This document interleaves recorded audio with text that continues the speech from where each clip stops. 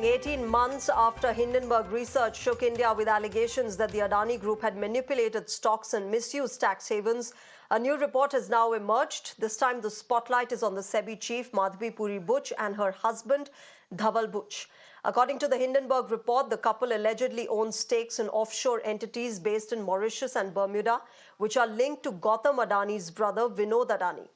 Now, the report raises suspicions that SEBI's reluctance to take significant action against questionable offshore shareholders in the Adani Group might be due to Chairperson Madhabi Buch's own involvement in using the same funds associated with Vinod Adani. The report provocatively suggests that if SEBI truly wanted to identify the offshore fund holders, the chairperson could begin by examining her own connections. Meanwhile, the statement coming in from SEBI chief Madhabi Buch about this entire controversy, and I quote, in the context of allegations made in the Hindenburg report dated 10th of August 2024 against us, we would like to state that we strongly deny the baseless allegations and insinuations made in the report. The same are devoid of any truth. Our life and finances are an open book. All disclosures as required have already been furnished to SEBI over the years. It is unfortunate that Hindenburg Research, against whom SEBI has taken an enforcement action and issued a show cause notice, has chosen to attempt character assassination in response to the same, unquote. And in response, the Adani Group has strongly rejected Hindenburg's latest allegations. The company issued a statement dismissing the claims as malicious and manipulative, accusing Hindenburg of recycling discredited accusations. The Adani Group pointed out that the Supreme Court had already dismissed these claims as baseless in January. The company stressed that their overseas holding structure is transparent and that they have no commercial relationship with the individuals mentioned in the report. In fact, they also termed the allegations as a calculated effort to malign the group, reaffirming their commitment to complying with regulatory requirements and dismissing the Hindenburg report as nothing more than a red herring. Meanwhile, politics has emerged. The opposition is taking aim at the Modi government using the latest Hindenburg report as its ammunition. Congress President Mallikarjun Kharge has reignited the call for a JPC probe into the allegations against the Adani Group. TMC MP Mahua Moitra has branded this as Adani-style crony capitalism and is demanding the immediate resignation of SEBI chief Madhabi Buch.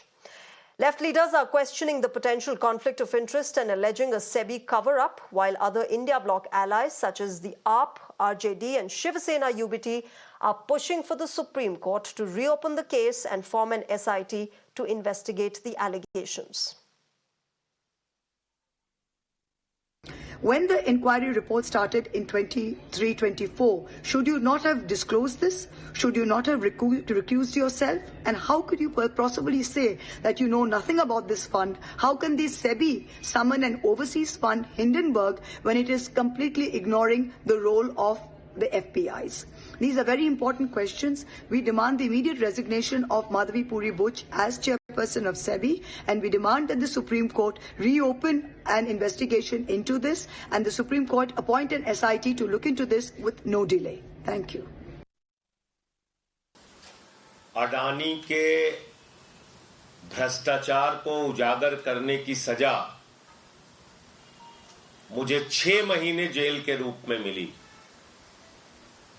और आपको याद होगा कि देश की संसद में मैंने नारा लगाया था प्रधानमंत्री जी के सामने कि मोदी अडानी भाई भाई देश बेच के खाई मलाई। ये अडानी का पैसा नहीं डूब रहा है, उसने तो भ्रष्टाचार कर रखा है।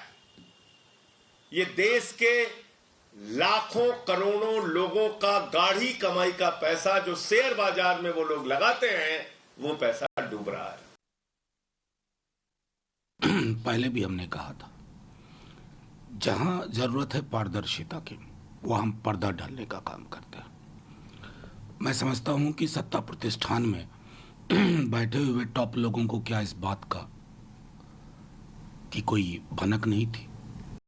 मतलब जिसके पास आप शिकायत लेके जाते हैं उसी के पैसे लगे हुए हैं, पूरा का पूरा सिस्टम रिग करके रखा हुआ है। मतलब क्या बना दिया इस देश को? इसकी उच्च स्तरीय जांच हो। मैं समझता हूं नथिंग शॉर्ट ऑफ जेपीसी दूध का दूध पानी का पानी हो। Meanwhile, Sudhanshu Trivedi of the Bharatiya Janata Party said he smells conspiracy, questioning the opposition's endorsement of the report, also saying a foreign hand is being used to destabilize an elected government, especially when the parliament is in session. India's financial system today is one of the strongest in the world.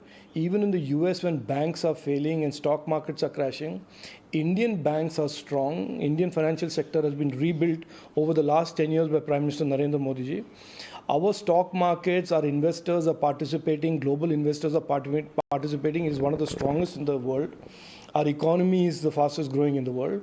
And there seems to be a pattern where the Congress, which has over the last 10 years adopted a strategy of politics of lies, is now seeking foreign help to discredit, destabilize our financial system, financial markets, and to create chaos in the country. All right, joining me on the broadcast, Radhika Khera, spokesperson for the BJP, is joining us. Arshpreet Khadial, spokesperson for the Congress Party, and Sanjay Hegde, senior advocate, is joining us. Good evening and namaskar to all of you. Welcome to Mirror Now. Arshpreet, let me start with you.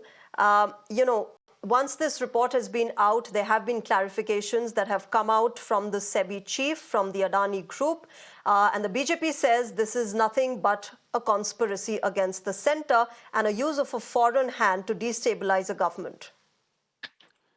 Number one, a report has come out which suggests there is clear-cut evidence of a conflict of interest. Our request is that until and unless an inquiry is concluded and the concerned people are found innocent in that inquiry, they should be made to step aside.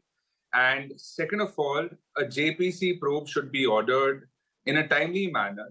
The only concern that the Bharatiya Janata Party hasn't been able to satisfy the people is that why do you run away from inquiries? I mean, if there is nothing to be hidden, nothing is to be brushed under the carpet, then why do you run away from an inquiry in the first place? And second is that the official SEBI account on Twitter has been locked.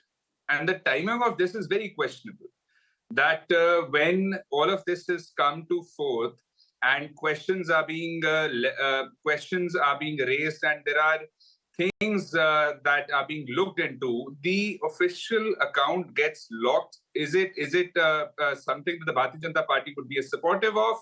Or is this something that the Bharatiya Janata Party is against? They should also clarify that, because this is the time when people wanted to look into all of the previous posts to figure out what happened and what not. And number three, the Bharatiya Janata Party's government, before discrediting such reports, should at least be able to give a logic, because had it been an Indian institution, we know that the Bharatiya Janata Party allegedly has the ability to arm twist institutions very well. After the electoral bond scam, there were many quid pro quo examples we got to see, more than 20 companies allegedly. We also got to see how the ITD CBI used to raid, and after that a donation used to be made by those companies through electoral bonds to the Bharatiya Janata Party. Now, no ED CBI IT case happened. And these agencies, we've all seen how the Bharatiya Janata Party uses them before the elections and campaigns through them. Now, at a time like this, when there's a foreign institution that has come up with a report, they, one, do not have any motive behind it. What possible motive could a foreign institution have? There is none at all. And number two, the Bharatiya Janata Party should rather come forward. Arshpreet, let me get in Radhika to respond to you. Radhika, you want to respond to what Arshpreet is saying? What's the problem with the JPC probe? Is this, I hope I'm audible. Can you hear me? Yes, you are, Radhika. Go ahead. Okay. Is this merely a coincidence or a well-planned experiment? Or, let's put it bluntly, it's a conspiracy or by foreign forces against India. And we've been seeing that in the past. For some time now, we've been seeing that a vile plot has been brewing to defame India on the global stage through fake reports. And it's been there for everyone to see. It's not the first time that it's happening. Merely for the sake of politics, Congress and the entire Inti Gadbandhan are becoming a part of this entire conspiracy to defame India at every level. Because their entire, their only aim is to destabilize India, to destabilize the government, and to use any sort of way or method to remove Narendra Modi ji from power. Now, merely for the sake of politics, this kind of conspiracy being held is actually extremely sad. When you're in opposition, you have a responsibility. Behave like a responsible opposition. How is it possible that right before or just during the parliament sessions, anti-India reports just start surfacing from foreign entities like Hindenburg, BBC, and other entities? Doesn't it not seem that the purpose of all these reports is just to destabilize the Indian business government institutions? And we've been seeing that time and again. Like I said, it's not the first time. And it is also receiving support from the anti-national forces within our country, like Rahul Gandhi and the Congress and the India opposition. Now, this Hindenburg's recent report is casting aspirations on a prestigious institution like the SEBI. It is the latest link in the chain of conspiracies, which are always linked to Rahul Gandhi, and they will always be the first to comment on it. What's shocking is that Congress leaders, especially Rahul Gandhi, Jairam Ramesh, and many of their alliance partners are absolutely elated after these conspiracy-laden foreign reports have come out. Leaders from their alliance are echoing Congress's sentiments also that, that this is, that like the spokesperson here is talking about a JPC. Let me remind him that earlier also when the Hindenburg report came out, the court made a committee which was headed by people who have been working in the same type of law and cases that are similar to this. And it was with very, experienced people that this committee was set up. And after they submitted the report to the Supreme Court, nothing was found that proved what Hindenburg's report said was correct. Now, that is also our Supreme Court, and that is, I'm sure... Okay, let me get in Sanjay Hegde on this, Radhika. Let me just complete. Sanjay Hegde, 1 second. Let me just complete. Radhika has referred to... 30 seconds, please.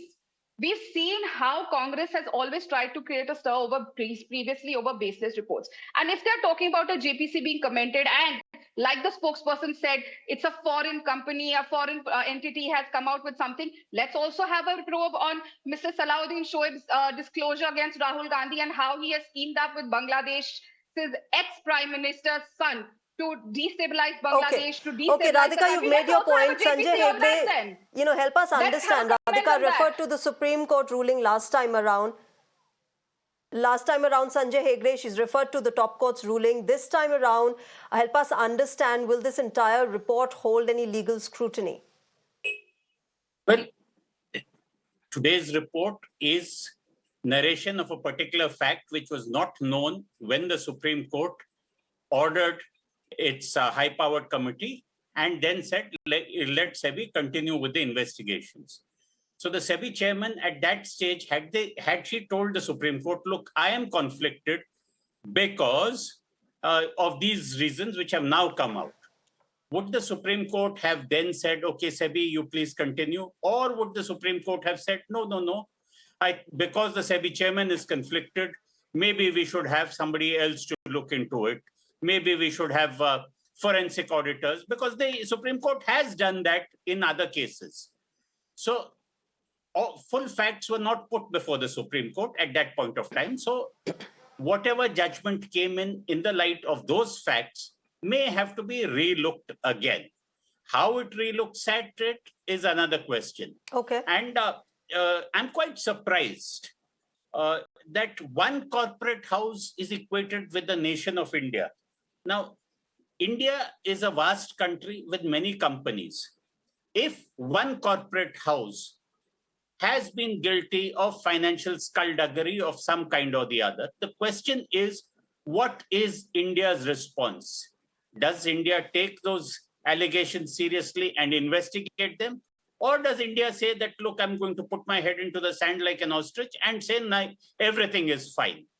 So far, our response as a country does not inspire confidence, and it will not inspire confidence with regard to the whole of Indian industry. Why should one bad apple sort of infect all the rest? Okay. Let us have a full and complete disclosure. Okay, before I get Radhika to respond to this, Sanjay Hegde,